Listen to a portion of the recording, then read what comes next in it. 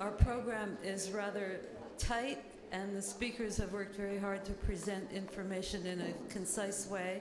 We have time for 15-minute talks and questions immediately following the presentations. We will ask you to restrict any questions you may have to points of information, and at the end of the session there'll be time for a general discussion. So welcome to the scientific part of the program, where we'll be talking about research on violence against children, findings from neurosciences, social sciences, and public health.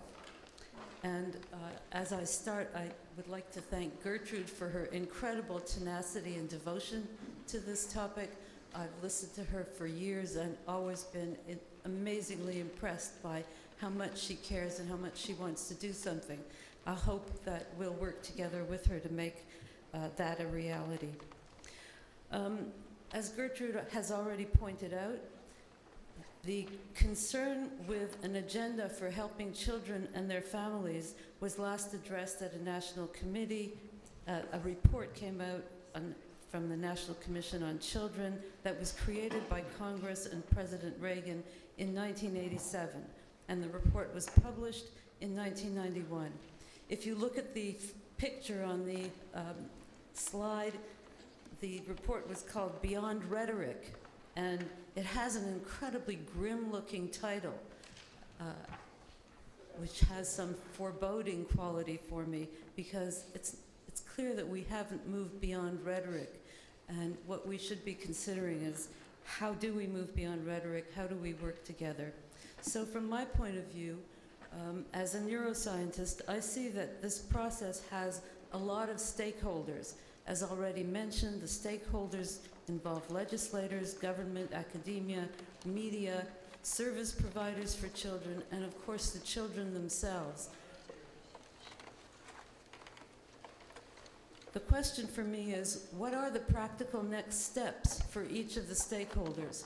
As we know, the children themselves have no practical next steps, or very few. The other groups, each can think of next steps, and the next steps for each stakeholder is different. What we should try to do is recognize what the next step is for each of the stakeholders, and then see how they can be coordinated. There are, of course, a number of barriers. We've already heard of some of the barriers to improving the status of children. They involve ethical barriers, financial barriers, sociological. There's always the problem of how complex it is to improve the status of children. There are different federal, local, and state regulations. It's really impressive, the level of violence against children in these United States, and I don't think that information is made visible enough. How poorly the United States does compared to other developed countries like Canada and like Italy, as was already mentioned, is simply not known and is certainly shocking. The thing that I think would provide the greatest impetus is to have some sort of national infrastructure that would provide, at the national level, that would provide data on what is going on. And the information technology systems for creating a national level database are available, but that's not a concern of any particular group at the moment and hard to implement.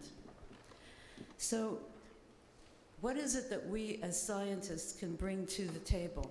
How do we move from the bench to the courtroom?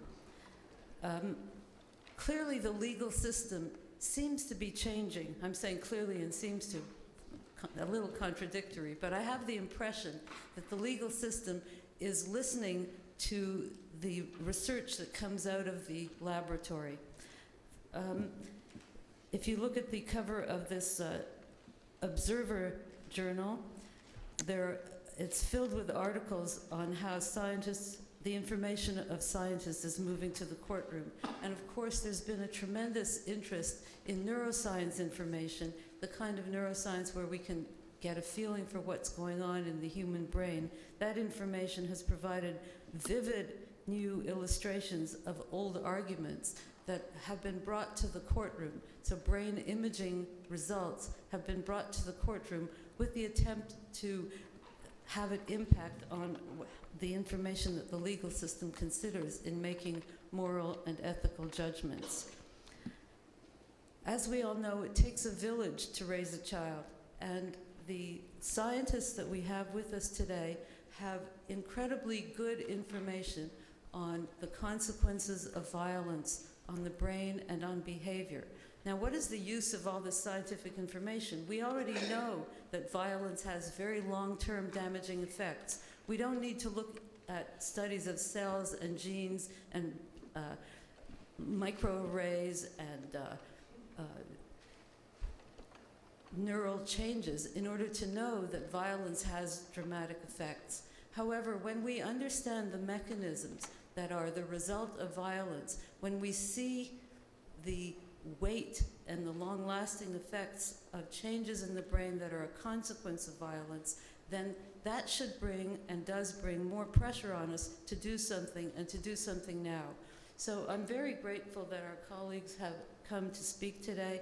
I think you'll be completely blown away by the evidence that they present.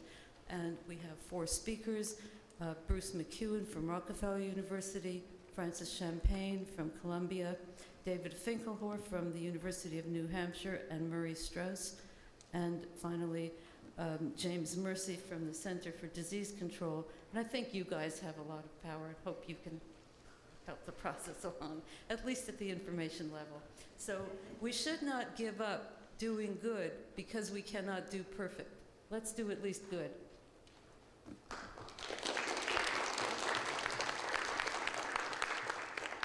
And please sign this statement.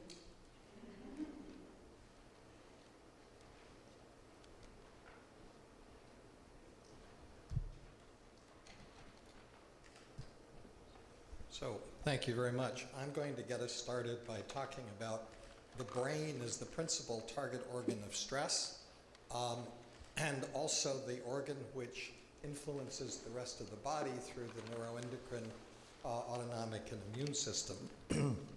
But I want to start off reminding you or calling your attention to a landmark study done by the CDC in collaboration with the Kaiser Permanente Health System in California. So this is a study not on poor people, but on the middle class, showing a wide range of health consequences of early life adverse experiences. And I think some of the handouts you have show you this particular table from a recent review, but just highlighting the fact that there are lifelong effects of abuse which range from physical and sexual abuse to harsh language, chaos in the home, and so forth, that lead to increased incidence of heart disease, propensity for smoking, obesity, drug abuse, high risk for AIDS, depression, anxiety, anger control, and other forms of antisocial behavior. So I want to then go to the issue of how does the brain normally develop? And this is a video from the National Scientific Council on the Developing Child that I'm a member of. So.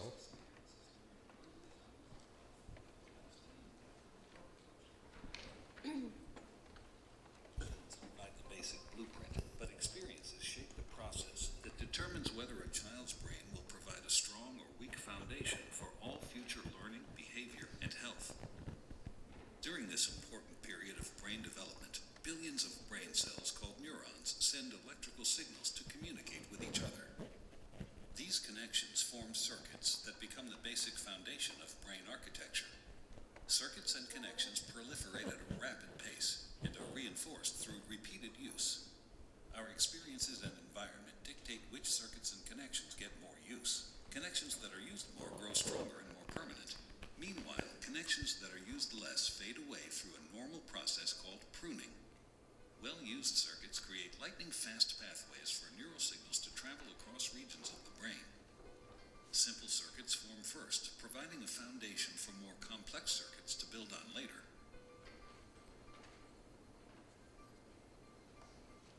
Through this process, neurons form strong circuits and connections for emotions, motor skills, behavioral control, logic, language, and memory during the early critical period of development.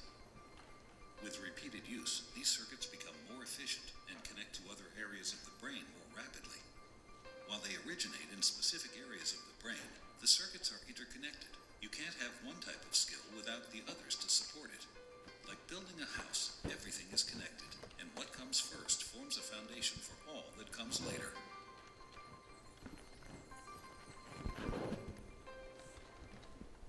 So I'm sorry it was set up, I thought, better before, but we'll see what we can do. I'm not sure if the AV person is here. There will be another short video. Yes, I mean, the main point here, of course, is that the brain develops in a fashion where cells make connections, and then these neurons connect to each other. They're pruned. The entire brain is interacting in its development. So what affects one part of the brain will influence other parts of the brain. And you'll see that this will become important when we begin to talk about this concept of toxic stress. In this slide, talking about sources of toxic stress, chaos in the home environment, inconsistency, ups and downs of emotions, unpredictability leading to a sense of helplessness and distress, poor self-regulatory behaviors, leading to obesity, even relatively early in life, elevated blood pressure and cardiovascular reactivity, and also systemic inflammation, which is the underlying factor in most of the diseases of modern life, from diabetes to cardiovascular disease to cancer. Risky families are families that are cold and unsupportive. And this is not as well studied, but many of the same consequences appear to occur as in the more obvious situations. The lack of verbal stimulation, poor language skills result, and they are very difficult to overcome as the child grows older. That is, lack of back and forth communication between the parent and the child. And then finally, getting back to the CDC study, the abuse and neglect leading to impaired lifelong physical and mental health and a shorter lifespan. Now, I'm going to try another video, which is, and I'll see what we can do here, about toxic stress. Learning to deal with stress is an important part of healthy development. When experiencing stress, the stress response system is activated. The body and brain go on alert. There's an adrenaline rush, increased heart rate, and an increase in stress hormone levels. When the stress is relieved after a short time, or a young child receives support from caring adults, the stress response winds down and the body quickly returns to normal. In severe situations, such as ongoing abuse and neglect, where there is no caring adult to act as a buffer against the stress response stays activated. Even when there is no apparent physical harm, the extended absence of response from adults can activate the stress response system. Constant activation of the stress response overloads developing systems, with serious lifelong consequences for the child. This is known as toxic stress. Over time, this results in a stress response system set permanently on high alert. In the areas of the brain dedicated to learning and reasoning, the neural connections that comprise brain architecture are weaker and fewer in number. Science shows that the prolonged activation of stress hormones in early childhood can actually reduce neural connections in these important areas of the brain at just the time when they should be growing new ones. Toxic stress can be avoided if we ensure that the environments in which children grow and develop are nurturing, stable, and engaging. So then let's talk about the brain and about three brain areas that are very important. The amygdala is a brain area that's involved in emotions, fear, anxiety, and aggression. It also turns on the stress response. The hippocampus is a brain region that's involved in memory of events in our daily lives and spatial memories, contextual memories, and it also helps shut off the psychological stress response. And finally, the prefrontal cortex, which develops perhaps the last, is important for decision-making, working memory, self-regulatory behaviors that regulate mood and impulsiveness, and it also helps to shut down the autonomic and hormonal stress response. Now, one of the great advances in neuroscience in the last 10 to 20 years has been the recognition that the adult brain, as well as the developing brain, is plastic. That is, structures and connections of neural architecture can be remodeled. This is a neuron with the cell body where the genetic material is. These are dendrites which reach out and receive inputs from other nerve cells. This is a high power of the dendrite showing the spine synapses, the connections from other nerve cells. Both of these, the dendrites and the synapses, can be remodeled. They can grow, shrink, turn over, be replaced. In addition, we know that there are some areas of the brain, particularly in the hippocampus, where there's a limited amount of neurogenesis, that is, production of new cells during adult life. It declines as one gets older, but can be reactivated by things like exercise. And so this gives us some hope and some understanding for the changes that are described in the previous slide, and also some vision that there may be interventions that will help. So what we know about, are beginning to know about the effects of early life toxic stress are summarized here. For example, in the hippocampus, it appears to be smaller after early life abuse, and also in people with low self-esteem, and also in which may also be a risk for post-traumatic stress disorder, that is a smaller hippocampus. So the hippocampus is affected. The amygdala is larger and more reactive as a result of early life adversity. A recent study showed that tracking mothers who are depressed and looking at their children, the children have a larger and more active amygdala, and as well as the mothers. So this is very important for depression and anxiety disorders, which are very common consequences of early life abuse.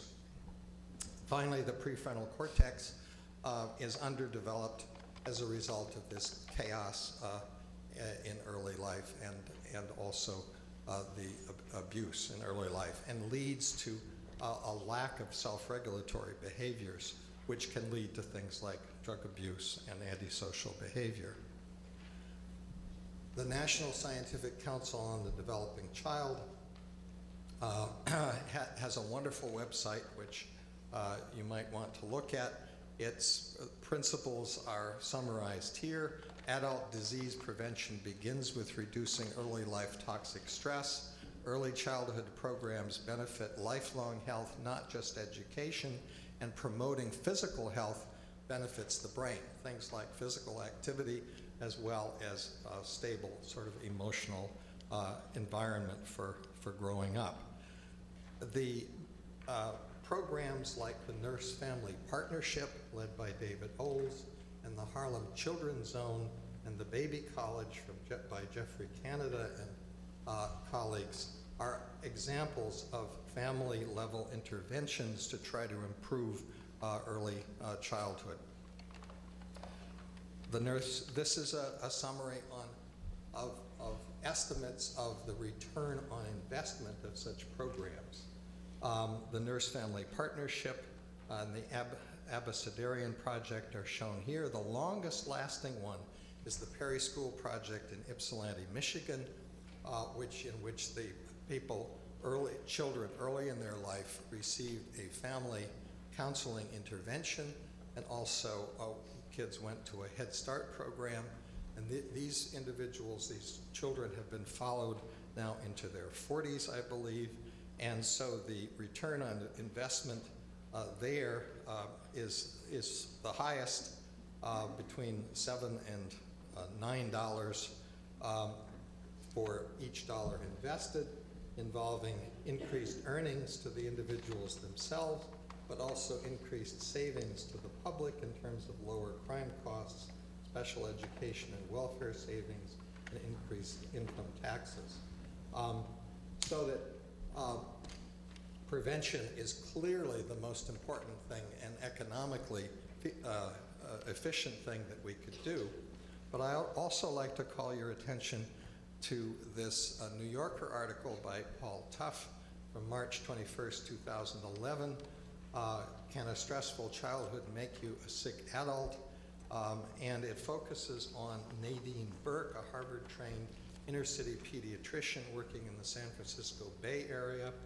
And just to quote these little excerpts, Burke believes that regarding childhood trauma as a medical issue helps her to treat more effectively the symptoms of abused children. Moreover, she believes this approach, when applied to a large population, might help alleviate the broader dysfunction that plagues poor neighborhoods, going beyond the physical health symptoms that she will often encounter. In the view of Burke and the researchers, she has been following many of the problems that we think of as social issues and therefore the province of economists, sociologists, might better be addressed on the molecular level among neurons and cytokines and interleukins.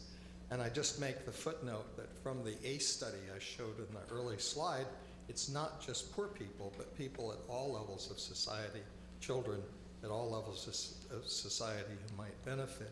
And the last slide is really a repeat of an earlier slide, but it notes the fact that because the adult brain is plastic and adaptable, that we are only beginning to recognize the full potential of interventions like those done by Nadine Burke, which may help those children who have still have been abused actually establish a path towards a normal and productive life.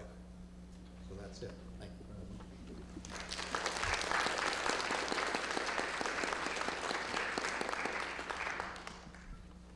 So Bruce has attempted to give you the input pack of his 30 years of work on brain effects of stress. He's been a leader in the field and has very detailed studies on the hormonal and cellular consequences of stress in the brain and in the body. Does anyone have any questions to ask, points of information?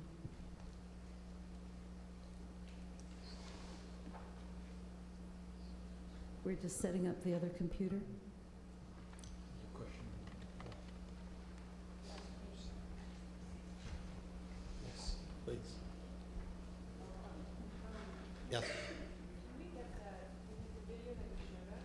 Is that accessible on the website or links online?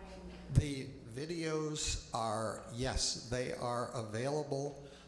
If you do a Google for the National Scientific Council on the Developing Child, you will find them, I believe, and if you have any problems, let me know. My email address is easily accessible. But yes, they are publicly available, and that's the whole intent, is that people use them for this purpose. Yes.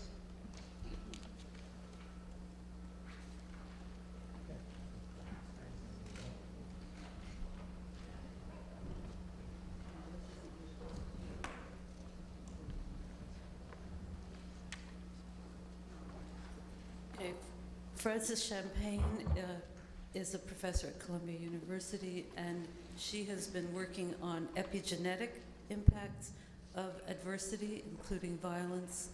And despite her very young age, she's already made a tremendous contribution, and she's received one of the very, very prestigious innovation awards from the National Institute of Health. So we look forward to her continuing contribution. Thank you. So when we think about the origins of our individuality, of our uniqueness, of our individual differences in disease risk and behavior and personality, historically that has brought us back to the nature versus nurture distinction. So are we unique because of the unique genes that we have, or are we unique because of the unique experiences that we have across our lifespan? And I think one of the key points I would like to convey today is that rather than thinking of these influences in a dichotomous way, that in fact there is constant interaction between our genes, our DNA, and the experiences we have. And that one way of thinking about the mechanisms through which the experience of early life adversity can have long-term effects is in understanding the interplay between these two influences. Now, when it comes to thinking about how it is that genes can have a long-term impact, we have some idea about how DNA works and how it generates differences in proteins and the function of our nervous system and the function of our biology. When it comes to thinking about how our social experiences can achieve the same biological effect, we've been very stumped in past. And what is it about the social world that can have a biological impact, and how is this achieved? Now, we certainly know that early life adversity has long-term effects on brain, physiology, and behavior, as highlighted by Bruce McEwen. So certainly our nature can induce long-term effects in our brain and behavior, and so this is a very real and biological outcome. And again, the key question really is, how does this occur? Through what mechanism do the experiences we have become encoded into our biology in such a way that it shapes the way our brain functions and the way we behave? And to answer this question, really what we have to go back to is the nature-nurture distinction and think about, well, how is it that DNA exerts these long-term effects? And it is only through understanding the answer to that question that we can move forward. And one analogy that I think is very helpful when thinking about genes and genetic material is that DNA is like books in a library.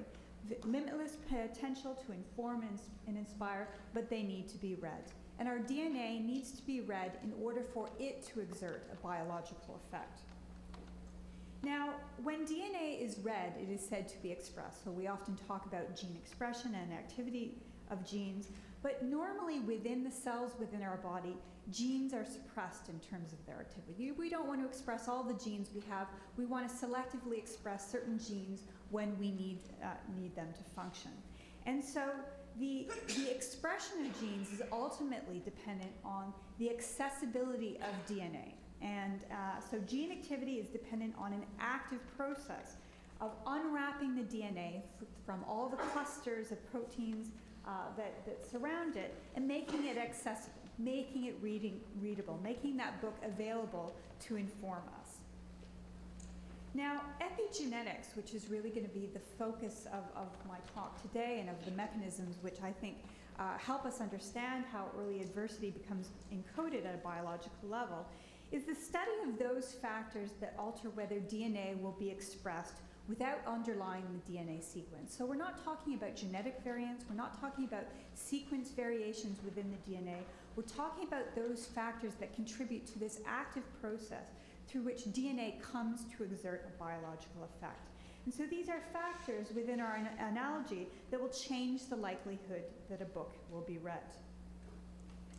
Now, one of the epigenetic processes that is a very important process in normal development, but I think that helps us understand some of the issues that we'll talk about today, is DNA methylation. DNA methylation is a process where methyl chemicals that are normally found within the cell become attached to the DNA sequence. Okay, so this isn't a mutation, but now through various enzymatic processes, we have the attachment of methyl groups to cytosines in the nucleotide sequence, and this makes DNA less accessible. DNA is a critical process through which we can change the activity of DNA. And of course, this is a very normal process. If we weren't able to methylate DNA within our genome, we wouldn't be able to survive beyond a very, very early embryonic time point. So this is a normal process through which our biology becomes more and more refined as we develop. So selective suppression of genes is really key, and epigenetic processes are quite key to our development under normal conditions. Now, the contribution of epigenetic factors such as DNA methylation to our biology is really evident when we think about how our biology is composed. And so all of the cells within your body contain the same DNA. So they are genetically identical, containing the same genetic sequence. However, we have neurons and blood cells and muscle cells and a great diversity of cells within our biology that all have specific functions and contribute in a very specific way to the functioning of an organism. So our body contains cells which are dramatically different. And that difference, that character of the cells, is achieved through epigenetic processes. So our cells are genetically identical, but epigenetically variable.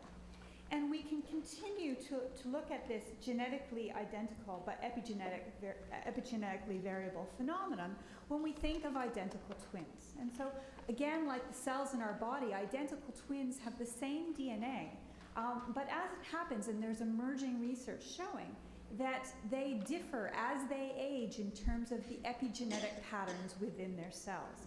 And so when twins are very young, at the early in development, they have both identical DNA and very similar DNA methylation patterns and epigenetic patterns in general. But as they age, they start to diverge in terms of their epigenetic patterns. So if you look at older twins, they differ quite significantly in DNA methylation patterns. And so these findings have suggested that variations in epigenetic patterns emerge across the lifespan, and perhaps in response to the kind of different experiences that one twin might have compared to another. Now the question is, can we use this understanding of epigenetic processes that are occurring at a very molecular level to understand how it is adversity and how it is experience can come to shape our biology and our long-term health and disease risk. And we can start very early on in development. Certainly brain development is occurring at a very rapid pace during the prenatal period. And of course, this creates a window of opportunity for environmentally induced variation. And so the effects of trauma, adversity, and stress during this period can have a very profound effect on the way the brain is shaped, and as you'll see, on epigenetic patterns. So this is data from a very recent study looking at how women who are pregnant and who experience intimate partner violence in the form of emotional and physical abuse during their pregnancy, how this experience predicts their child's epigenetic patterns. And so what the authors have looked at is the degree of DNA methylation in a particular gene within the cells of the children born to these women who've experienced severe abuse during their pregnancy. And that gene is the glucocorticoid receptor. Now, glucocorticoid receptors are a very important gene, and higher numbers of glucocorticoid receptors tend to predict an attenuated stress response. The more glucocorticoid receptors you have, the more able you are to downregulate your stress response. So acutely, stress can be very positive and motivating, but we would like to be able to shut our stress system off when the stressor has subsided. The more glucocorticoid receptors you have, the more able you are to do this. The fewer the receptors you have, the less able you are to do this. And what we see in this particular sample is that children who aged 10 to 19 who had experienced stress through the violence exposure that their mothers had during their gestation have more methylation of this gene, and that shuts the gene off, rendering them more susceptible to stress-related diseases. We can also study these questions within the lab where we have a little bit more control over all of the variables that might contribute to these kind of findings. So this is a study done in mice looking at prenatal stress. So females, while they were pregnant, were exposed to chronic variable stress, trying to mimic some of the experiences that human mothers might have during their own pregnancy. And this again is looking at degree of DNA methylation within that glucocorticoid receptor gene. So it's the same gene as in the human study. And the various sites, so on the one axis we have the DNA region within the glucocorticoid receptor. So we're looking at various regions within the DNA. And what we see is that prenatal stress is associated with increased DNA methylation of this gene. So we have a mechanism that shuts off gene activity being activated and changed by the experience of prenatal adversity in this rodent model. Now, of course, the effects of experience continue into the postnatal period. One of the key issues that we study in my group at Columbia is how variation in maternal care can lead to variations in brain and behavior. And of course, this is a question that you can study across species. Across species, there is within species, there's quite a high degree of variation in mother-infant and parent-infant interactions. Most of the work that we do is focused on rodent models where we can control various aspects of the experience and look at the mechanism through which these effects might be achieved. And so here again, we're looking at the glucocorticoid receptor and examining potential differences in DNA methylation in response to maternal care in rodents.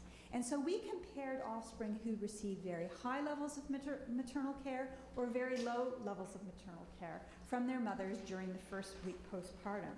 And what we find is the experience of low levels of maternal care, so this is not even necessarily abusive or harsh parenting, the offspring are being nursed and are getting the appropriate nutrition, but simply having the experience of low care from their mothers leads to heightened levels of DNA methylation within this glucocorticoid receptor gene.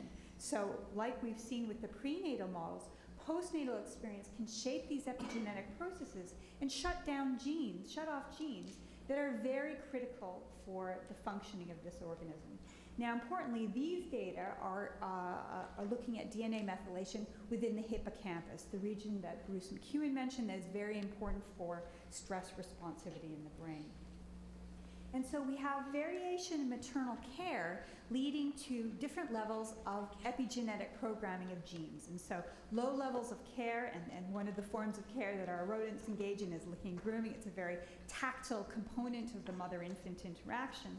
And so low levels of this tactile form of care lead to increased DR methylation, decreased expression of this gene, and as a consequence, these offspring experience heightened stress responsivity across their lifespan.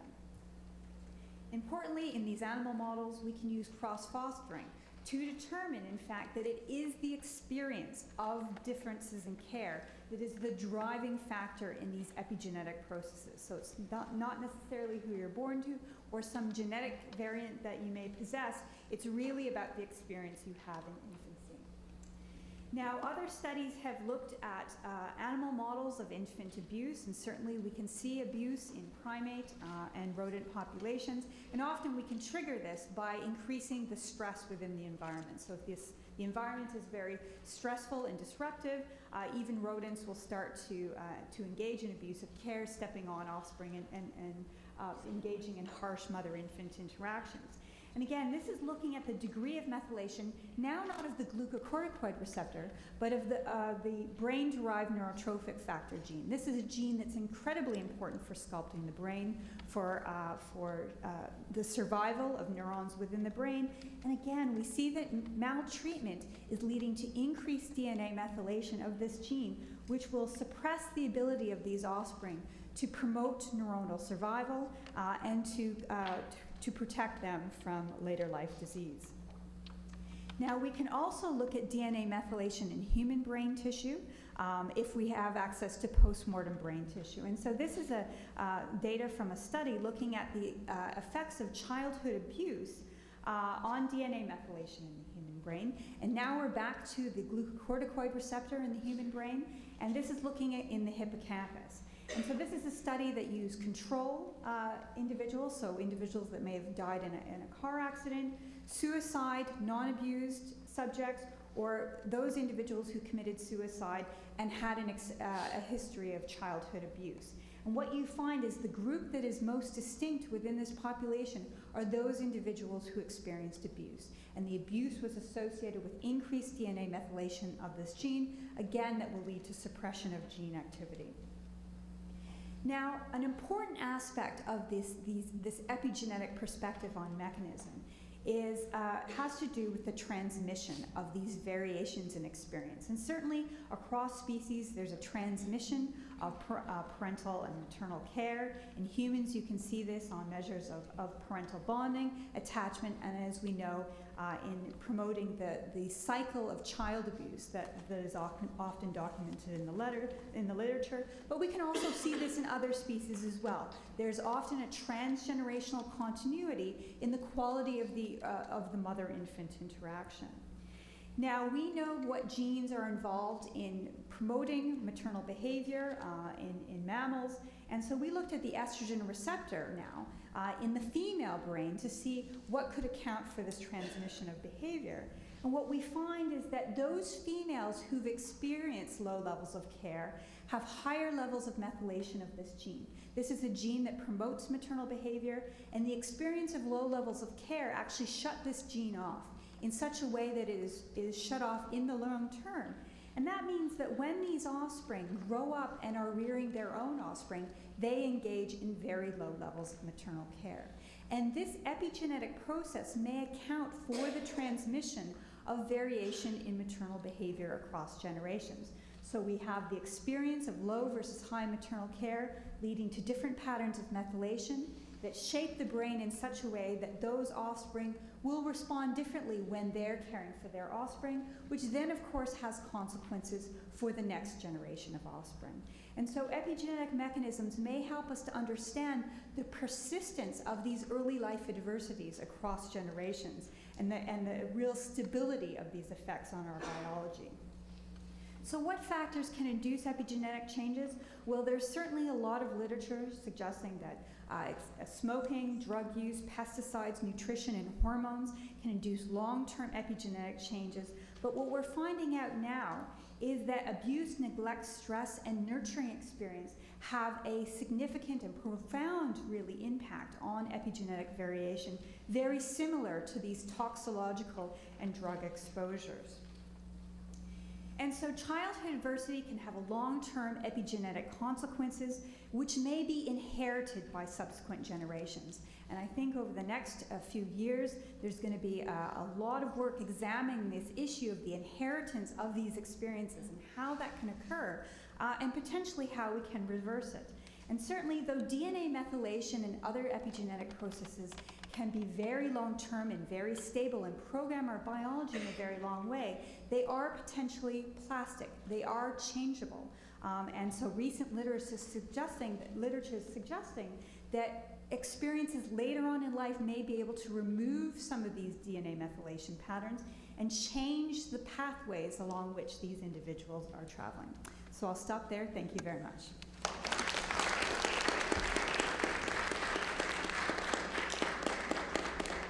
Is there any questions?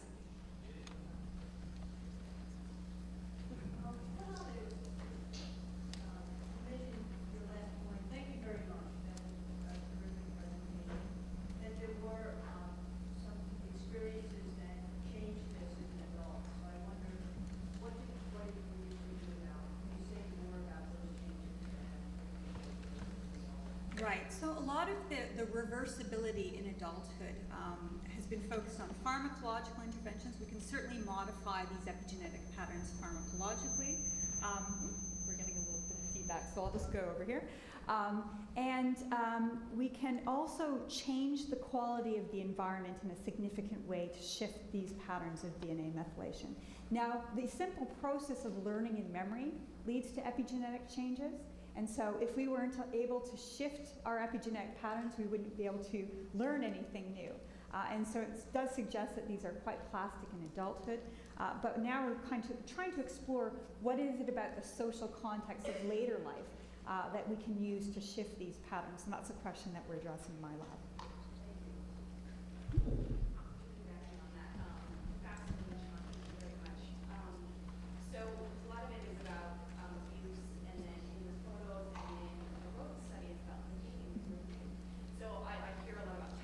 Right. And so I wondered if there was recent studies on human touch in terms of nurturing as well as then maybe on the abuse side, and how important that is in terms of biology and Yeah, I think that the tactile context of caregiving is something that kind of is a good way to translate some of the rodent work. And certainly the effects of touch that have been documented, particularly in preterm infants who are very underdeveloped, seem to have very similar biological effects as the licking and grooming stimulation. And so to promote brain development and promote growth factors and to promote the release of oxytocin, which tends to blunt the stress system, touch is a very important feature in both humans and animals. And certainly maternal stress and depression in humans leads to a decrease in the amount that mothers are interested in touching their infants. So I think that might run a very strong parallel. I have a question I wanted to ask, if that's okay. Judith Rich Harris is widely quoted by people as interpreting the behavioral genetics findings to say that nurture really doesn't make much difference. And so I'm wondering what kind of critique you have of that line of research. Well, in terms of kind of the competing influence of, say, peer versus early nurturing influence, what we see is that the nurturing experiences you have very early on predict those peer interactions. And we do a lot of kind of examination of the kind of the different trajectories, social trajectories that are kind of established by early experiences in development. Now, that's not to say that peer influences can have a kind of an additional separate influence, but I think from what we've seen, really it's not there's not separate influences of peers versus maternal behavior, but these are continuous and interacting with each other rather than as being dichotomous. Thank you very much, Frances. I think you'll agree with me that the biological impact of stress and of parental care and of abuse is becoming clearer from the fundamental research point of view, and hopefully this brings pressure on us to change our social and legal